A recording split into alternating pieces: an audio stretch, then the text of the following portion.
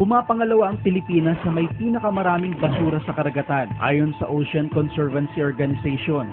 Araw-araw, bawat Pilipino ay nagpo-produce ng kalahating kilong basura o mahigit 10,000 tonelada, kalahati galing sa Metro Manila. Ang mga basurang ito ay naglalabas ng lethal toxins na napakadelikado sa kalusugan ng tao. Nagpo-produce din ito ng leachate na nakakalason at humahalo sa groundwater na pinagkukunan natin ng inumin.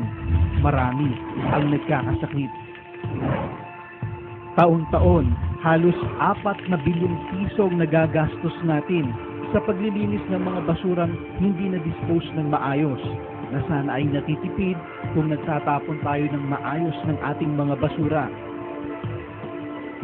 Sa ika-21 ng Abril, makiisa sa paglilinis ng isa sa pinakamaruming ilog sa buong Pilipinas, ang Sapang Alat River sa Caloocan City.